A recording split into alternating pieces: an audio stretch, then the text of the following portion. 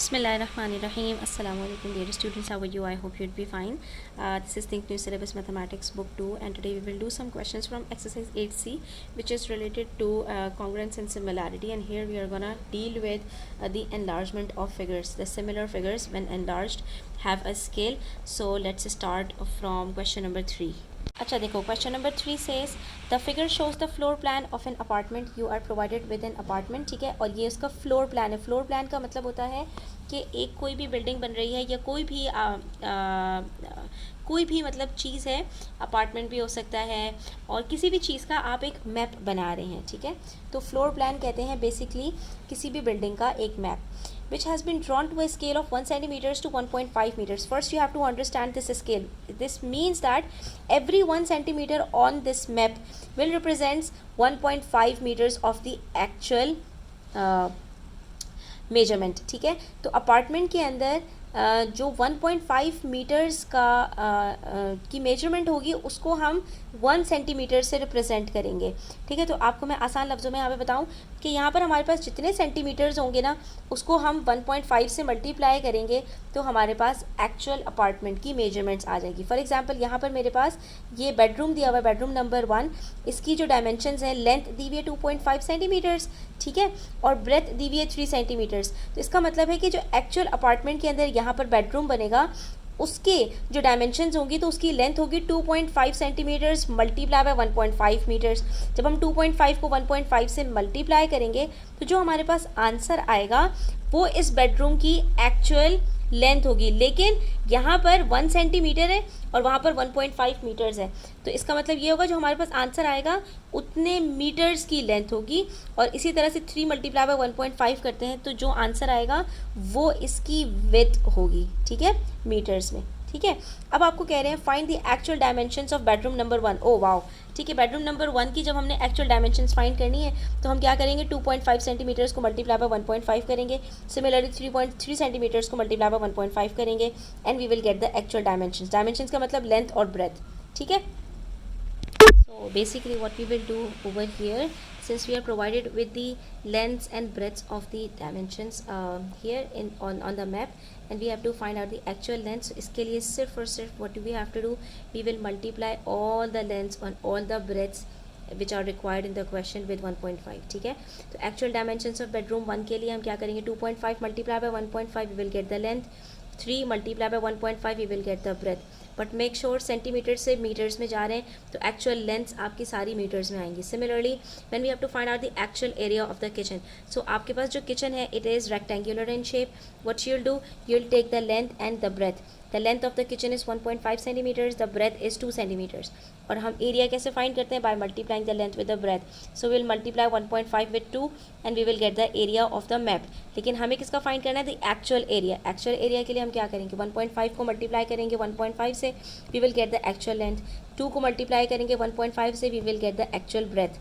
ठीक है, और जो आंसर्स आएंगे उन दोनों को मल्टीप्लाई करेंगे so we will get the area of the actual kitchen. अब देखते हैं इसको हमने पेपर पे सॉल्व किस तरह करना है. हमने यहाँ पर लिखना है मैप और यहाँ पर लिखना है एक्चुअल. और यहाँ पे हमने बता दिया स्केल क्या है, 1 सेंटीमीटर रिप्रेजेंट्स 1.5 मीटर्स. ठीक है, अब बेडरूम नंबर 1 की हमें लेंथ और विड्थ कैलकुलेट करनी है. तो यहाँ पर मैप में 2.5 सेंटीमीटर्स है, इसको हम मल्टीप्लाई कर देंगे 1.5 से and we will get the actual length of the bedroom. ठीक है, तो बेडरूम की एक्चुअल लेंथ कितनी होगी, वो 3.75 मीटर्स जो है वो लंबा होगा. ठीक है, एंड विथ यानी उसकी चौड़ाई कितनी होगी, तो will multiply 3 with 1.5 and we will get 4.5. तो this is the length and this is the width of the actual room.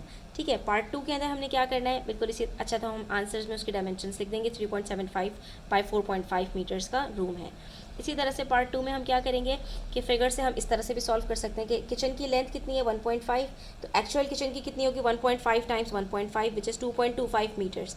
ठीक है, तो एक्चुअल किचन की हमने क्या किया, 1.5 को मल्टीप्लाई कर दिया मैप स्केल से, और विथ भी इसी तरह से निकाल ली. विथ हमें यहाँ पर मैप पे कितनी दी हुई थी, 2 सेंटीमीटर्स, हमने उसको मल्टीप्लाई कर दिया 1.5 स्केल से, तो हमारे पास आंसर आ गया. यानी एक्चुअल किचन की जो लेंथ है वो 2.25 मीटर्स बाय 3 मीटर्स है. तो एरिया क्या होगा, इन दोनों को मल्टीप्लाई कर देंगे, length multiply by breadth is gives us the area of a rectangle, और किचन रेक्टेंगुलर इन शेप है so we will get the area 6.75 metre square.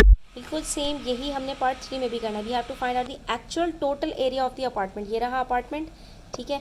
इसकी लेंथ 3 पार्ट्स में डिवाइडेड है, 3 सेंटीमीटर्स, 1.5 सेंटीमीटर्स, 2.5। इन तीनों को हम ऐड करेंगे तो हमें टोटल अपार्टमेंट की लेंथ पता चल जाएगी। और अब आप देख सकते हैं ये भी रेक्टेंगुलर इन शेप है, तो टोटल लेंथ चाहिए और टोटल विड्थ चाहिए। जब दोनों चीज़ों को निकाल लेंगे, दोनों चीज़ों को 1.5 से मल्टीप्लाई करेंगे, actual length of the apartment और actual width of the apartment पता चल जाएगी। और इन दोनों को पता लगाने के बाद मल्टीप्लाई करके हम टोटल एरिया कैलकुलेट कर लेंगे। So here's how we are supposed to do it from the figure. Given that length of the apartment on the map is 3 plus 1.5 plus 2.5. हमने तीनों को ऐड किया. We got the total length as 7 centimeters. Similarly, the width of the apartment was divided into 2 parts as 3 centimeters and 2 centimeters. So this is the total length of the total width of the apartment in centimetres, ठीक है। ये map के ऊपर हमारे पास length और breath हमारे पास जो थी वो हमने लिख ली। अब हमें एक्चुअल लेंथ निकालेंगे, सो will multiply 7 and 5 with 1.5 each, ठीक है। स्केल रीडिंग से जब मल्टीप्लाई करते हैं तो एक्चुअल रीडिंग्स आ जाती हैं। 7 multiply by 1.5 is equals to 10.5 metres and 5 multiply by 1.5 is equals to 7.5 metres. ये एक्चुअल लेंथ और एक्चुअल विड्थ को जैसे ही हम मल्टीप्लाई करेंगे we will get the area of the actual apartment which is 78.75 metre square and that's all. Now let's check question number 4 the same way. It says the figure shows a map of Singapore and the actual length of Singapore from north to the south is 27 kilometers. Now you are provided with the actual length, ठीक है। Map की reading नहीं बता रहे, actual length बता रहे हैं। By taking measurements find the scale of the map. अब आपको क्या करना है कि इस मैप की स्केल फाइंड करना है। तो जब स्केल फाइंड करना होता है और आपको यहाँ पर क्या दिया हुआ है, एक्चुअल लेंथ दी हुई है और यहाँ पर आप मेजरमेंट करके जो मैप की लेंथ है वो इजीली फाइंड कर सकते हैं। तो अब यहाँ पर हमने क्या करना है कि हमने इन दोनों लेंथ्स को फाइंड करके और कंपेयर करना है। तो अब यहाँ पर अगर हम इसकी लेंथ फाइंड करें तो हमें इजीली पता चल जाएगा कि the length of this map is 5.5 centimetres, ठीक है। आपको एग्जैक्ट नज़र आ रहा होगा, इट्स 5.5 सेंटीमीटर्स।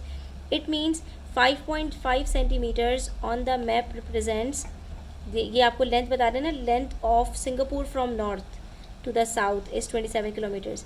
ये सिंगापुर है पूरा ग्रीन, ठीक है, और ये इसकी लेंथ है north to south, north to south की बात हो रही है, विच इज़ 27 किलोमीटर्स, ठीक है। तो हमें इसको फाइंड करना है विच इज़ 3 सेंटीमीटर्स, ठीक है। ये आप देख सकते हो यहाँ पर ये 3 सेंटीमीटर्स है। It means 3 centimetres represents 27 kilometres.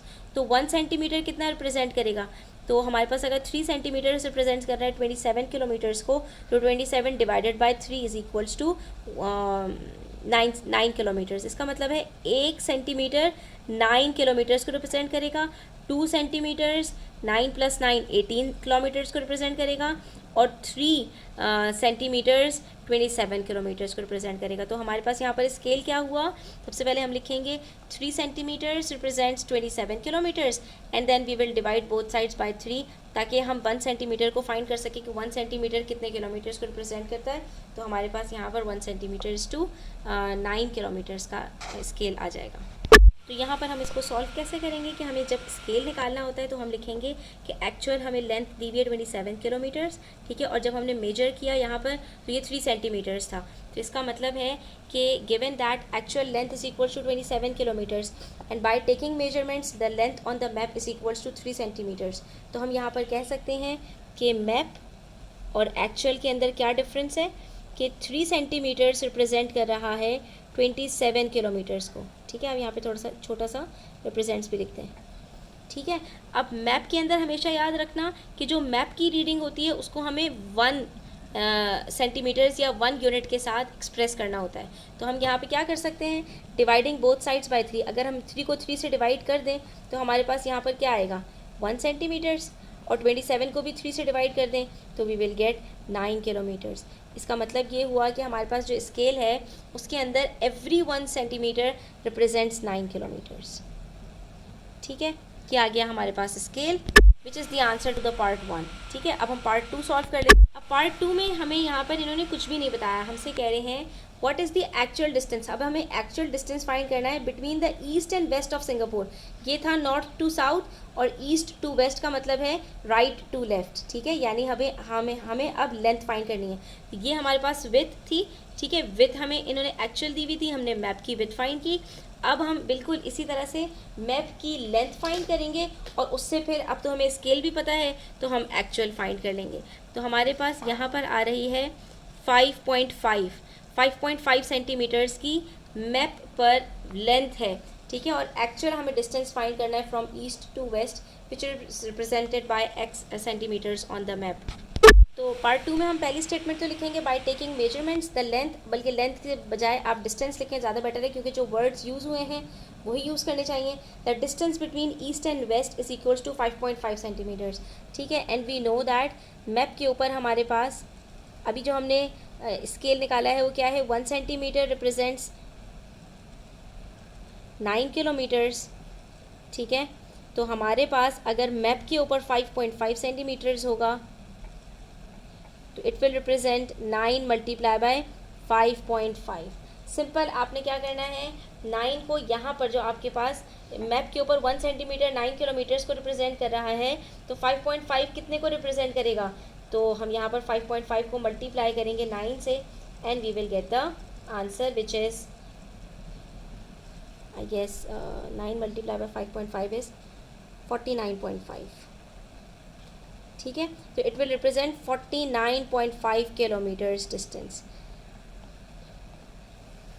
इसका मतलब है अगर मैप के ऊपर कोई डिस्टेंस 5.5 सेंटीमीटर्स का दिखा रहे हैं तो स्केल के अकॉर्डिंग जो एक्चुअल डिस्टेंस होगा सिंगापुर में ईस्ट से लेके वेस्ट तक का वो 49.5 किलोमीटर्स का होगा। अच्छा, इसमें एक चीज़ है कि देखो यहाँ पर मैंने जो डिस्टेंस लिया तो मेरे पास ये एग्जैक्ट 5.5 आ रहा है, ठीक है। लेकिन अगर मैं इसको थोड़ा सा आगे पीछे करूँ तो हो सकता है आपके पास ये 5.6 आ जाए, ठीक है। तो आप ये देख सकते हो यहाँ पर 5.6 भी हो सकता है, ठीक है। तो इससे कोई मसला नहीं है, आप इसको 5.6 भी ले सकते हैं। हो सकता है किसी की बुक के अंदर थोड़ा बहुत आगे पीछे हो तो वो 5.4 शो कर रहा हो। तो आपके पास जो भी शो कर रहा है आपने वही लेंथ लेनी है और उसको आपने 9 से मल्टीप्लाई करना है, दैट इज़ स्केल रीडिंग से।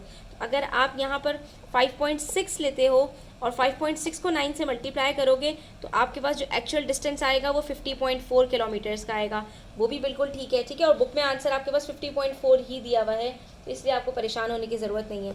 5.5 लोगे तो इतना लेवरेज दिया जाता है, यानी कि आपके पास रीडिंग्स के अंदर इतना डिफरेंस आ सकता है, ठीक है। और इसी तरह से अगर आप यहाँ पर 5.4 को मल्टीप्लाई करते हो 9 से, किसी के 5.4 आ जाए तो वो भी आंसर सही माना जाएगा विच इज़ 48.6, ठीक है। तो आपके पास ये जो रीडिंग्स हैं वो आगे पीछे थोड़ी बहुत हो सकती हैं। बिल्कुल सेम इसी तरह से क्वेश्चन नंबर 5 होगा। A map of Pakistan has a scale of 1 centimetres to 50 kilometres, यानी कि मैप के ऊपर हर 1 सेंटीमीटर 50 किलोमीटर्स एक्चुअल रीडिंग को शो कर रहा है। Given that the Karakoram highway has a length of 26 centimetres on the map, map के ऊपर अगर 26 सेंटीमीटर्स आ रहा है और हमें पता है कि एवरी 1 सेंटीमीटर रिप्रेजेंट्स 50 किलोमीटर्स, तो एक्चुअल लेंथ क्या होगी, 26 मल्टीप्लाई बाय 50, सिंपल, ठीक है।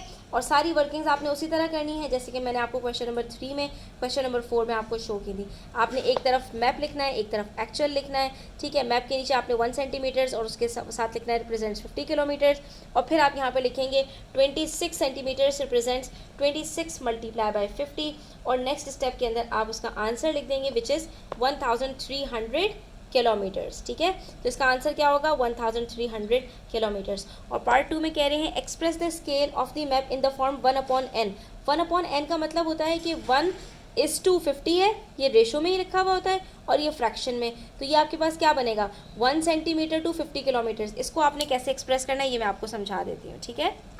तो जब भी आपको 1/n में रिप्रेजेंट करना होगा ना तो दोनों साइड्स पे यूनिट बराबर होने चाहिए। यहाँ पर हमारे पास सेंटीमीटर है, यहाँ पर हमारे पास किलोमीटर्स है, तो हम यहाँ पे क्या करेंगे कि सेंटीमीटर को किलोमीटर में कन्वर्ट करना मुश्किल होता है और किलोमीटर को सेंटीमीटर में कन्वर्ट करना आसान होता है। तो हम यहाँ पर लिख सकते हैं कि 1 सेंटीमीटर रिप्रेजेंट्स 50 किलोमीटर्स, और 1 किलोमीटर में 1000 मीटर्स होते हैं और 1 मीटर में 100 सेंटीमीटर्स होते हैं। तो हम यहाँ पर लिख सकते हैं, आप यहाँ पर अपने पास लिख सकते हो कि 1 kilometre is equals to 100,000 centimetres, ठीक है। तो अगर मैं यहाँ पर 50 किलोमीटर्स को मल्टीप्लाई कर दूँ 100,000 से तो मेरे पास ये सेंटीमीटर्स आ जाएंगे, ठीक है। तो हम यहाँ पर लिखेंगे 50 मल्टीप्लाई बाय 100,000, ठीक है। और ऐसा करने से मेरे पास दोनों रीडिंग सेंटीमीटर में आ जाएंगे, यानी कि मैप के ऊपर एक छोटा सा सेंटीमीटर एक्चुअल में हमारे पास 5 मिलियन सेंटीमीटर्स को रिप्रेजेंट कर रहा होता है। 5 मिलियन 5 मिलियन सेंटीमीटर किसके बराबर होता है? 50 किलोमीटर्स के। ठीक है, तो ये आपके पास आ गया 5 मिलियन सेंटीमीटर्स। और जब दोनों चीज़ें बराबर हो गई तो आप इसको 1/n में कैसे शो कर सकते हैं? So it will become 1/5 million.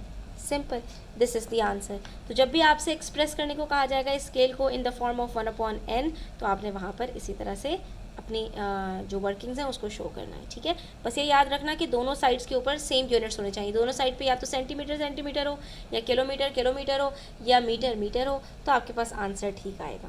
ठीक है, और सेम आंसर आएगा। अच्छा बच्चों, तो आज के लिए इतना ही। इंशाल्लाह नेक्स्ट वीडियो के अंदर हम मज़ीद क्वेश्चन सॉल्व करेंगे। तब तक अपना ख्याल रखें। चैनल पर नए हैं तो सब्सक्राइब करते जाएं। वीडियो अच्छी लगी तो लाइक करें, अपने फ्रेंड्स के साथ ज़रूर शेयर करें। टेक केयर, अल्लाह हाफ़िज़।